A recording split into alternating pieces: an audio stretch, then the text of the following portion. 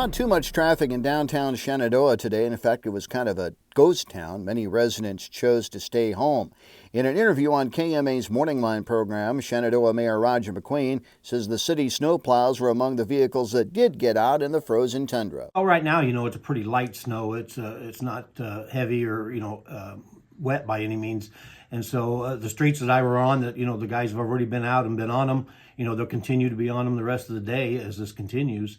But as of right now, from the ones I've been on, it looks like they're doing a great job of getting them cleared off. 1, 2, 3, turn a shovel.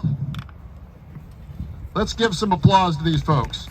Yes, those gathered at a special ceremony near Clarinda Wednesday were ready to cheer and celebrate the groundbreaking of Page County's new Law Enforcement Center project, a new facility for a new era.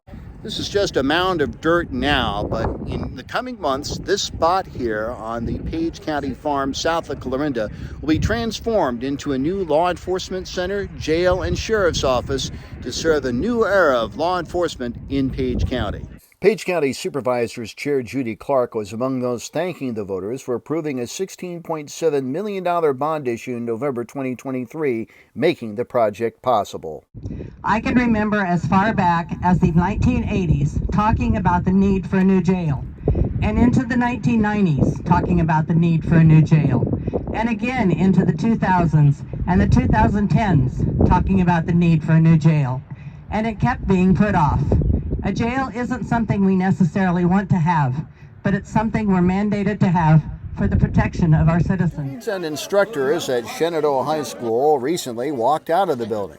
It was a nice day, so they thought they would take a stroll around the neighborhood to raise awareness of a major problem facing students everywhere.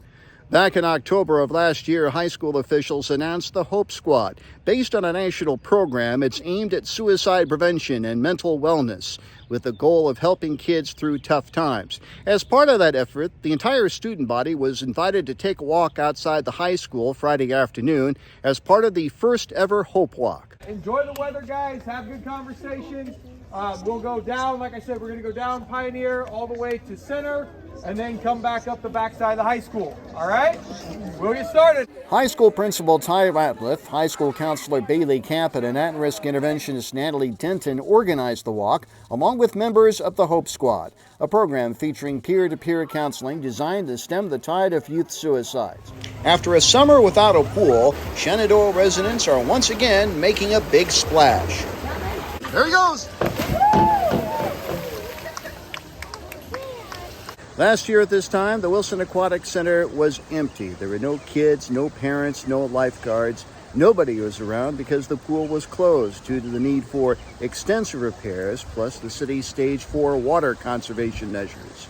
1 year later, the pool was ready to go. The wait was made more excruciating by the fact that the first day was rained out on Tuesday, but the skies cleared, the rain halted, and Wednesday was opening day here at the Wilson Aquatic Center. Now, some of the first swimmers to arrive at the pool were a little hesitant, finding the water temperature a little chilly. Before there were fireworks, there was fire at Sportsman's Park on a steamy Thursday night.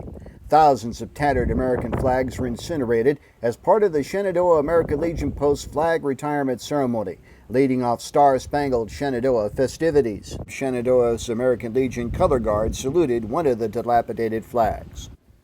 Shenandoah Scouts Andy Hansen and Camden Holsty placed the final flag on the pile. Then it was time to set fire to the flags, and it didn't take long for flames to devour the red, white, and blue.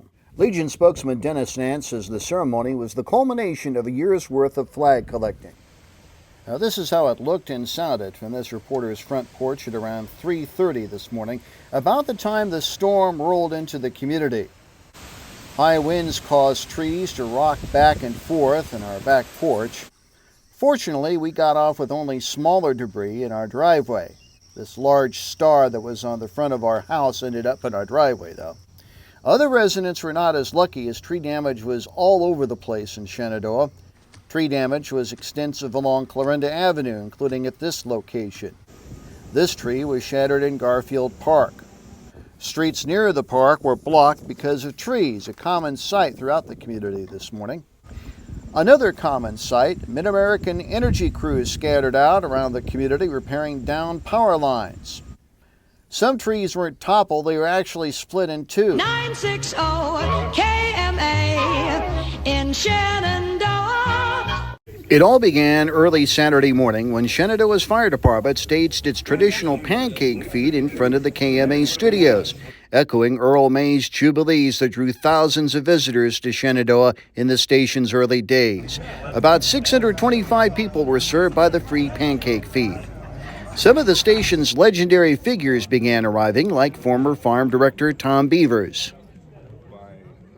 When you look back on it, why has KMA survived so long? Why have we survived 100 years? I think primarily it's because of the listeners. They have bonded to KMA over the years. It's truly amazing how far-reaching KMA goes, even today.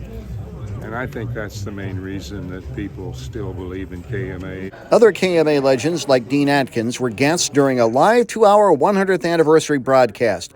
In his interview, Dean recalled his memories of working at a legacy radio station. You get a chance to meet so many people and be a part of the lives of so many people, including, I'd be remiss, of course, without the best listeners on the planet. Of course. That's what I always used to say, and that's what I would say now. We do have the best listeners on the planet, for sure.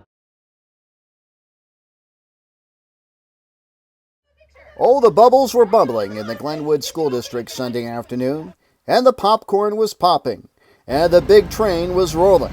It was all part of a celebration of the rebirth of a former Glenwood Resource Center facility into an education building. For years, this facility was known as Building 103 of the former Glenwood Resource Center campus. Now it's a major hub of activity for the Glenwood Community School District. It's been renovated as the new place for the Lakin Foundation Child Development Center, formerly known as Kids Place. Plus, it holds the district's central offices and is the location for two services, the APEX program, which serves Glenwood and other districts in southwest Iowa, as well as the Thrive program. Glenwood School Superintendent Nicole Quaker extolled the virtues of the project, in which the building's first 2 floors were refurbished to house the Lakin Foundation Child Development Center, formerly known as Kids Place. Quaker tells KMA News the remodeling increased the space for the program, serving children from birth to school age. 100 years ago, a television legend was born in this small house in Corning, Iowa. On Thursday, the community threw a birthday party, complete with food and music from the Southwest Valley High School Band, all celebrating the Adams County native who was once the king of late-night TV. It all began right here. October 23rd, 1925 was the birth date of television legend Johnny Carson. Today, Corning residents and really people from all over, including a lot of Johnny Carson Tonight Show fans, gathered here at the Carson birthplace to mark what would have been his 100th birthday. As part of Carson's centennial celebration, visitors toured the house where John W. Carson was born to Ruth and Homer Kit Carson 100 years ago. Period furniture pieces can be found inside the house, including a crib resembling one that baby Johnny slept in, and a bedroom depicting one from the mid-1920s. There's also plenty of artifacts honoring the man who hosted NBC's Tonight Show for 30 years, including some autographed pictures. Even one of his suits he wore while delivering his nightly monologue. You could even get your picture taken with a Carson cardboard caricature. Veterans Day 2025. Shenandoah's American Legion Color Guard's entrance signals the beginning of the traditional Veterans Day ceremonies at the high school gym. There are other traditional moments, such as the playing of the national anthem by the Shenandoah Middle School's 7th and 8th grade band, and the Shenandoah High School Choir's traditional salute to all service members. And poetry from SHS student Ayla Hart reading, I Am a Veteran. I am a veteran. I joined the service while still in my teens. I traded my prom dress for camouflage green. I'm the first in my family to do something like this. I followed my father like he followed his, defying my fears and hiding my doubt. I married my sweetheart before I shipped out. I missed Christmas and Easter, the birth of my son, but I knew what I was doing had to be done.